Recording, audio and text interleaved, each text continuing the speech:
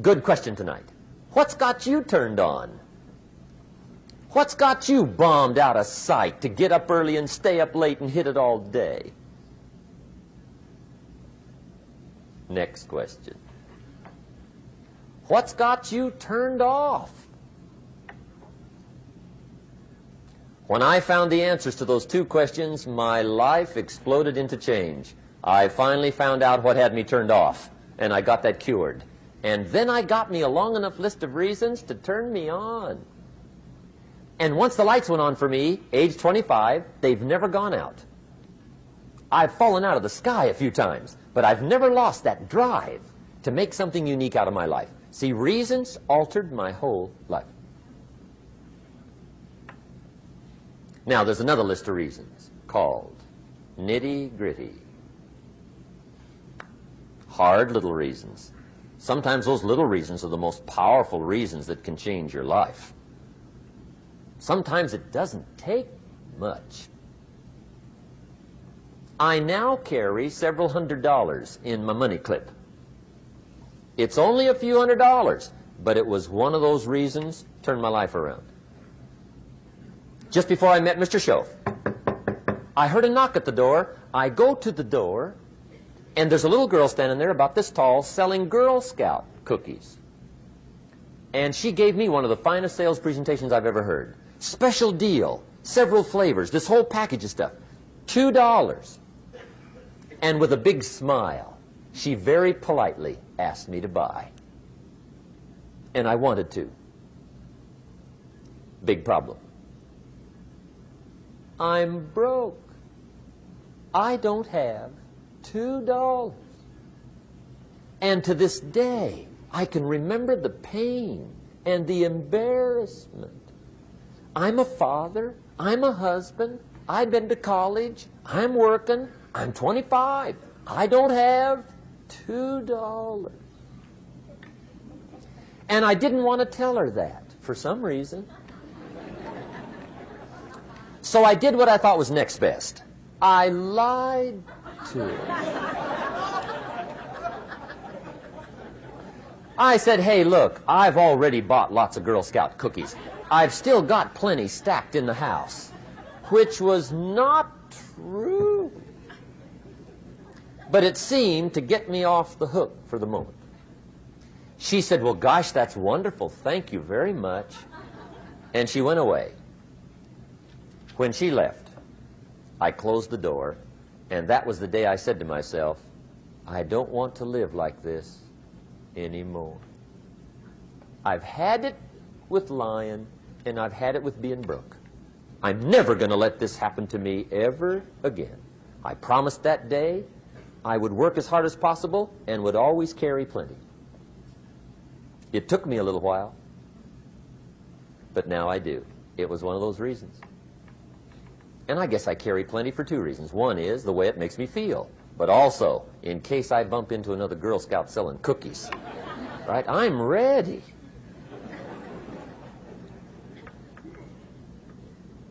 I walked out of the Bank of America one time up in Saratoga, California, where I used to live. Two little girls selling candy right outside the bank. Good place. Some girls' organization they're working for, right? I come walking out of the bank. This first little girl walks up to me. She said, Mister, would you like to buy some candy? I said, I probably would. What kind is it? She said, it's almond roca. I said, my gosh, that's my favorite. She said, wonderful. I said, how much is it? She said, it's just $2. I thought, incredible. I said, how many boxes of that candy have you got? She said, 5. And her little friend was standing there. She was selling candy too. I said, how many boxes have you got? She said, I've got 4. I said, that's 9. I'll take them all. They said, really? I said, yeah, it's my favorite. I've got some friends. I'll pass them around. They got so excited, put all this candy together. I reached in my pocket, gave them the $18. When I've got the candy and they've got the money, that first little girl looks up at me. She says, "Mister, you are really something." How about that? Can you imagine only spending $18 and have somebody look at you in the face and say, "You are really something"? Now you know why I carry heavy, right? I'm not going to miss anymore. It was just one of those reasons. Helped to change my life. One of my nitty-gritty reasons was budget finance. Budget finance used to grind my soul. Way back in those early days, I had fallen for one of those consolidation loans where you take all your little hard-to-pay bills, put them into one big impossible-to-pay bill, right?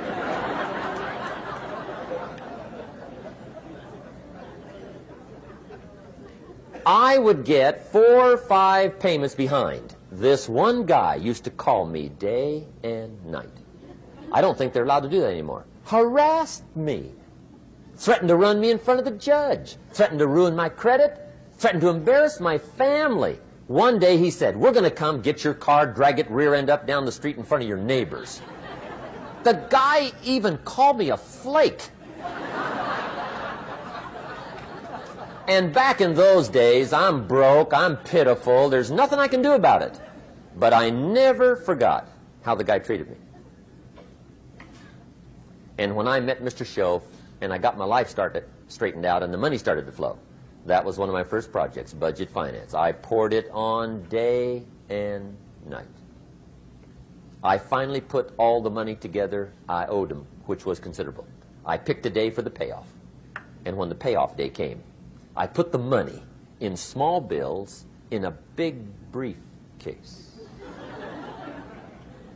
And I walked into the budget finance office on Wilshire Boulevard in Los Angeles. The guy who harassed me so often, his desk was about 3 back. I walked right up to his desk, startled him. He wondered what I was doing there. It was the first time I'd been there since I'd borrowed the money, right? Without saying a word, I opened up this briefcase, dumped this pile of money all over his desk. I said, "Count it. It's all there. I will never be back." And I turned around and stormed out. Now, that might not be noble, but if you haven't tried it, you've got to one time.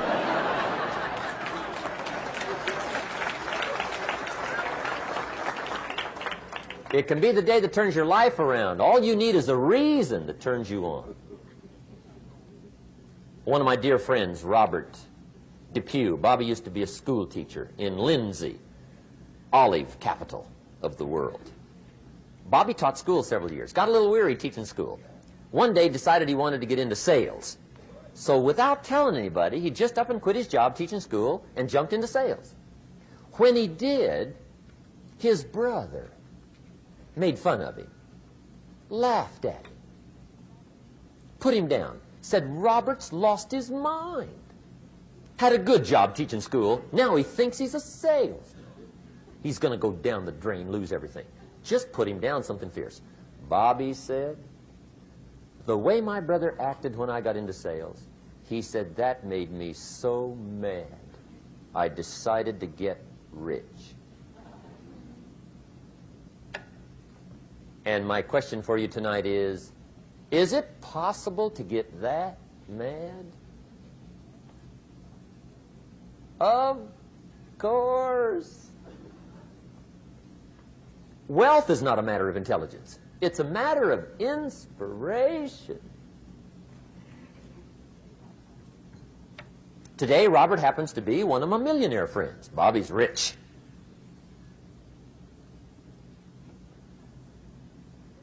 Frank Sinatra said one time, "The best revenge is massive success."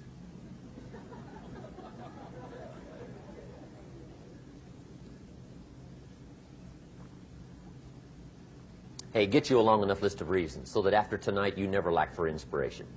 You might not have all the answers right away, but you can get the answers if you can get the reasons.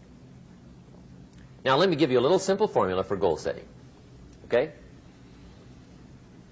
We take 2.5 hours on the weekend for the whole 10-year plan. We don't have time for that tonight. But let me get you started with a little simple formula Mr. Schoaf gave me. And maybe this will be helpful. First of all, I've divided goals into two parts. First is long range. Long range goals. That's your dreams. Your dreams for the next 3, 5, 10, 20, 30, 40 years. Actually, the rest of your life. Your dreams. You've got to keep dreaming. Ronald Reagan, president, said to the joint session of Congress a few weeks ago, "The Republic is a dream. And if we don't keep dreaming, we will lose the Republic." Your better future is a dream for yourself and for your family. Where do you want to go? What do you want to do? What do you want to be? What do you want to see? You've got to dream dreams. There's a Bible phrase that says, without dreams and visions, people perish. You've got to have something to go for that inspires the heart and the soul. Dreams. From the children of Sanchez, it says, take the crumbs from starving soldiers, they won't die. Take the bread from hungry children, they won't cry. But without dreams, we all will die. You've got to dream. Don't lose your dreams for yourself, for your future, for your family. The dreams of love and enterprise and travel and doing things, becoming something unique on your journey here. Don't lose your dreams. Do some dreaming. That's long-range goals. You've got to have those. So that's number one. Here's the second part of goals, short range. Short-range goals. That's your goals for tomorrow, this week, this month, this year, the immediate future. We call these confidence builders. Because if you set up something short-range, go for it, get it, latch onto it, work hard, accomplish it. That starts building your strong feelings to go for your dreams. Now, I've divided goals into 3 categories. Here they are. Number 1 is economic. That's your goals for money, income, business, profits, production. Economics. Make sure you've got your economics well planned. Economics plays a major role in everybody's life. Economics is major, which means it ought to be meticulously well planned for tomorrow, this week, this month, this year, long range. What if you asked somebody tomorrow if you could see their meticulously well-planned list of economic goals? What would they probably say? They'd say, you some kind of a nut? You must be weird. Hey, I found out what success is. Success is doing what the failures won't do. Make sure you've got your economics well planned. It'll put you in the top 5%. One of the key little subjects we talk about on the weekend is the 7 fundamentals for wealth and happiness. And that's one of them, well-planned economics. It's a fundamental if you want to do well. Join the top 5%. Anybody in this room can join the top 5%, if you will. Okay. Now here's the second category of goals, things. Make a list of the things you want. And on my list of things, now I put everything. Little things as well as major things. Doesn't matter how small it is, it goes on my list. I used to just put major things, cars, homes. I don't do that anymore. I now load my list with everything. Everything. And the reason is, part of the fun of having a list is checking it off. That's it. Boy, at the end of the day, if you can go, got it, got it, got it, got it, got it, got it, whatever it is, right? You get into the habit. So load up your list, the things you want. Now, when you check off something major, celebrate. That's an important point to make. Celebrate your achievements. Live it up. Have a party when you reach something you've worked for a while. See, we all grow from 2 experiences. One is called the pain of losing. The other one is called the joy of winning. We need both of them. Amplify them as much as you can, which also means Make losing painful. If you set up something, fooled around, didn't get it, put it on yourself. On the other side, if you did get it, congratulate yourself. Self-congratulations is a sign of maturity. Seeking congratulations is a sign of immaturity. But hey, winning and losing, see, that's what it's all about. That's the name of the game. Now, some people lead such mediocre lives, at the end of the day, they don't know whether they're winning or losing. They got no clue. Guy's just going through the day with his fingers crossed. There's a better way. Okay, here's the third category of goals, personal development. Put those goals together. Personal development goals. That's your goals to be stronger, more decisive, be a speaker, be a leader, learn a language, all kinds of skills.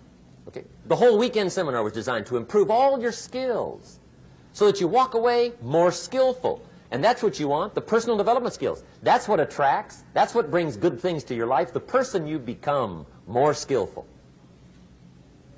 Now, this is quite a package to work on. Economics, things, personal development. For tomorrow, this week, this month, this year, long range. Okay? That'll get you started.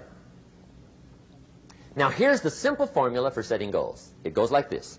A, work on your goals. That's step one. Work on them. And I put the word work there deliberately. Setting goals is plain hard work. I don't want to kid you. We haven't come here tonight to kid each other. It's work. I know it's work. That's why a lot of people just let it slide. It's work. Many people work hard on their job, but they don't work hard on their future. They just let that slide. And the work involved is making plans. I know most people don't. I understand that. But don't let that be you. Guy says, well, yeah, you work where I work, but the time you struggle home, it's late. You've got to eat a bite of supper, watch a little TV, get to bed. You can't sit up half the night. Plan, plan, plan. And the guy's behind.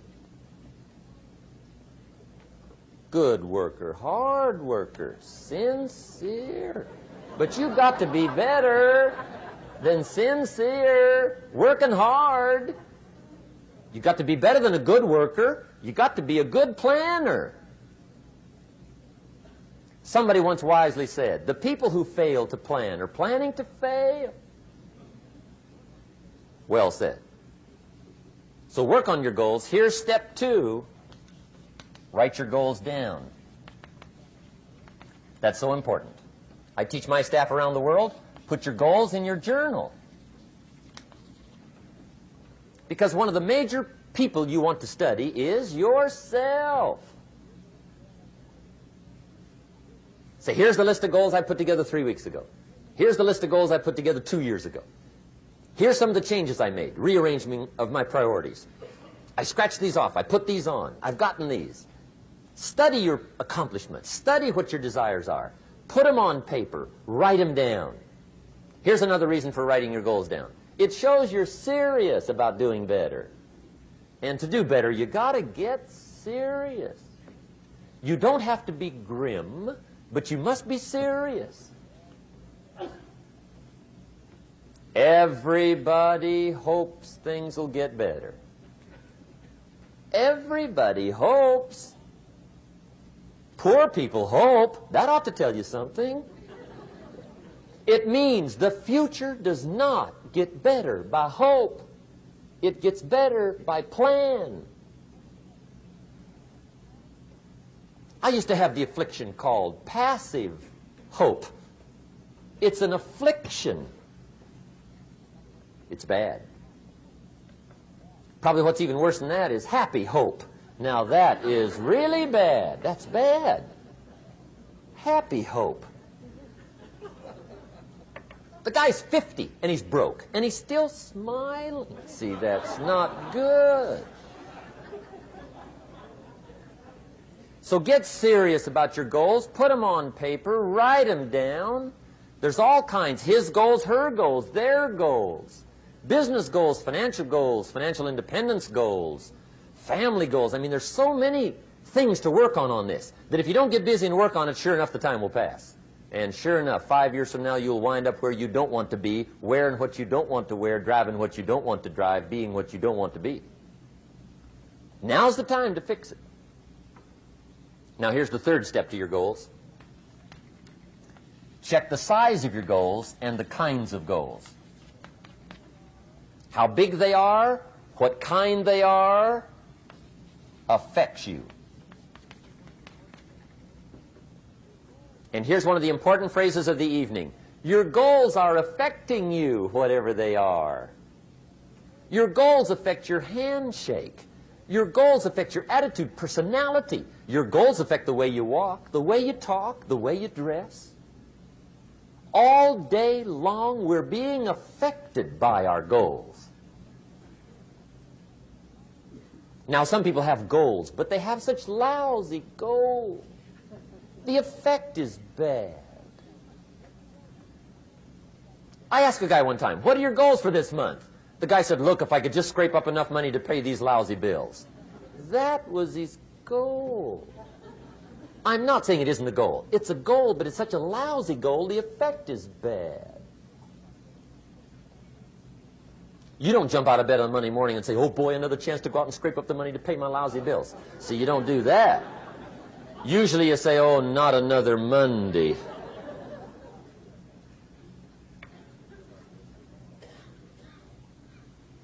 And some people have so given up on life, they have joined the thank God it's Friday club. How sad. Surely those are the same people, when life is over for them, will say, thank God it's over. Let me give you a Bible philosophy that teaches how to get whatever you want. That's the title of the next set of notes. How to get whatever you want. From the Bible. Now again, I'm an amateur when it comes to the Bible. I'm not a pro. But this I can quote, and I think that'll be sufficient. How to get whatever you want. Here's what it says if you're ready. It says, ask.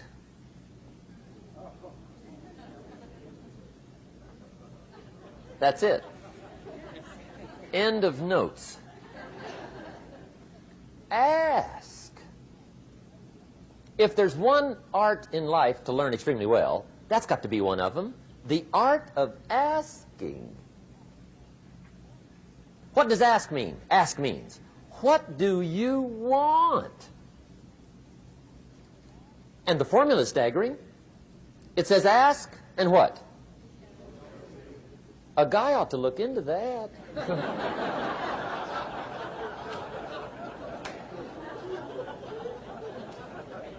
He says, yeah, but you work where I work. By the time you struggle home, it's late. You've got to eat a bite of supper, watch a little TV, get to bed. You can't sit up half the night. Ask, ask, ask.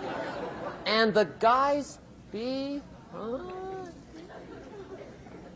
See, you've got to be better than a good worker. You've got to be a good asker. Now, let me give you 3 key points on asking and receiving. This can do it. Number 1, asking is the beginning of receiving. Asking starts a unique process, mental and emotional. I don't even know how it works. All I know is it works. It's like pushing a button and all this machinery starts working. I don't know how. It just works. There's a lot of things you don't need to know how. Just work them. Some people are always studying the roots. Others are picking the fruit.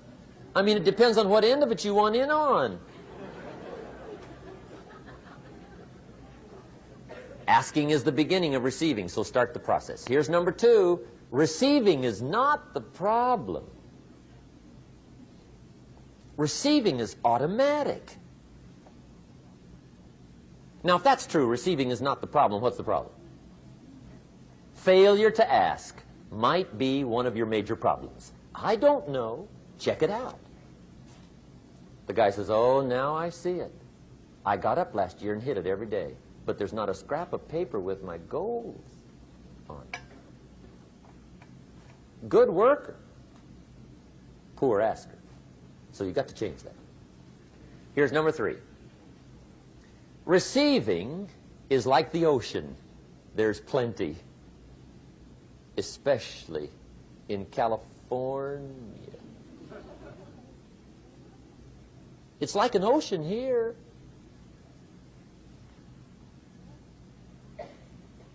Success is not in short supply. It isn't rationed, and you stepped up to the window and it was all gone. No, no, no. It's like an ocean here.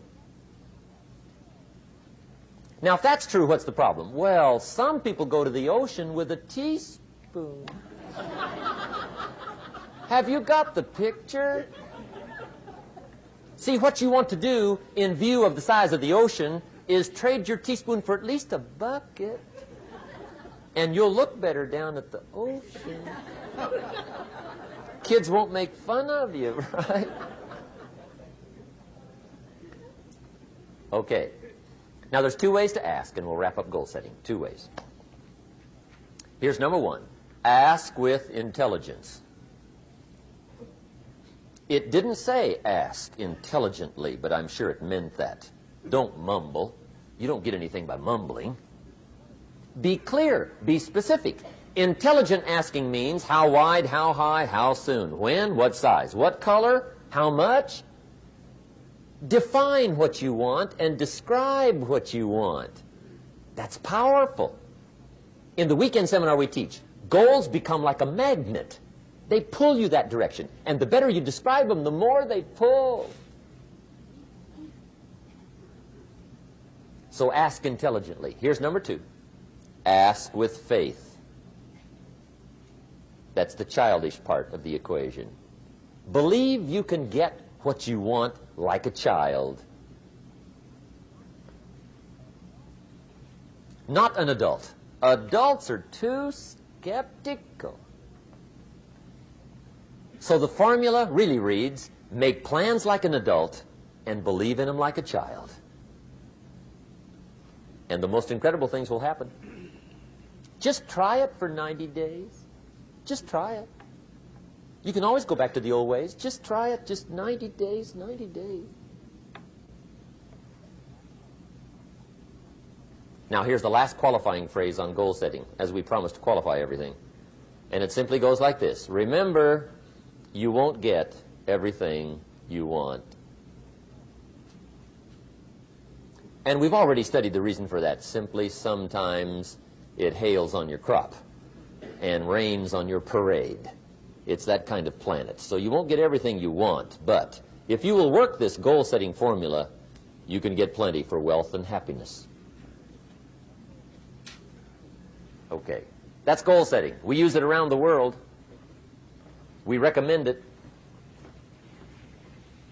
Now, maybe it won't work as well for you as it has for me. I don't know. Maybe not. But what if it did? You got to try. Okay. Here's the last subject, the day that turns your life around.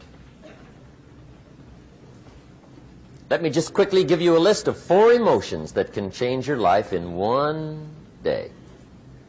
Emotions are powerful. Sometimes it doesn't take much to alter your whole life direction.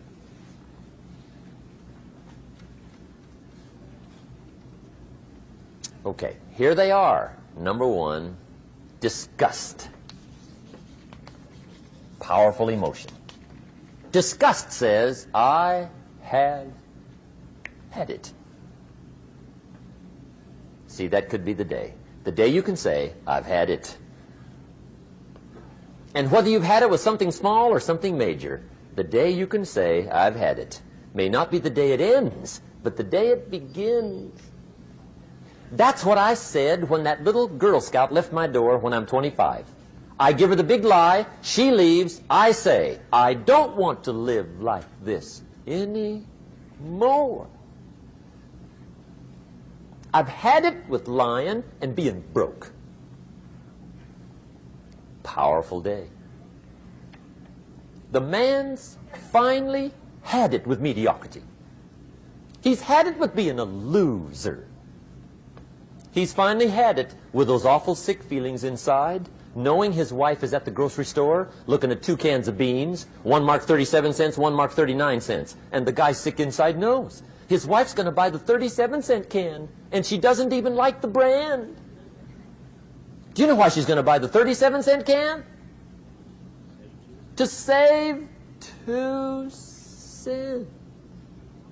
The guy sick inside finally says, I've had it. Being on my knees in the dust looking for pennies, we're not living like this anymore.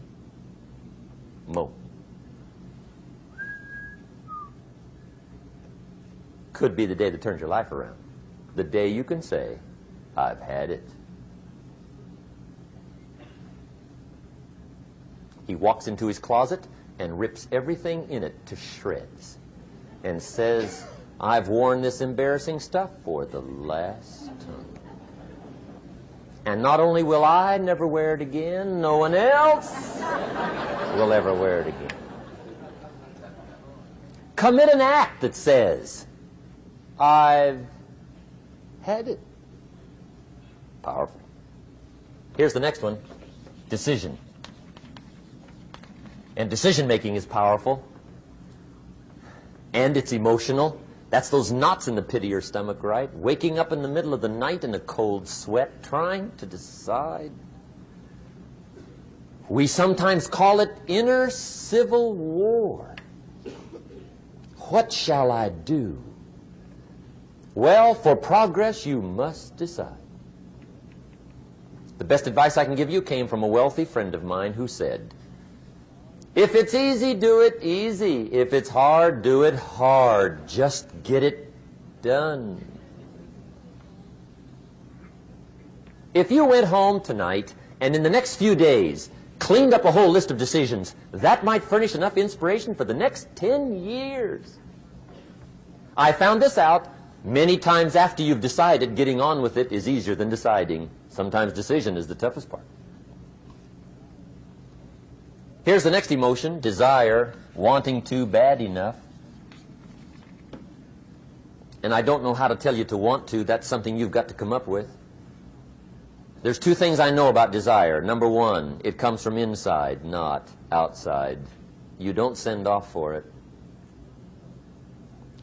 Number 2, I know desire can be triggered by something. Who knows what it might be? Sometimes desire waits and sleeps for something to happen.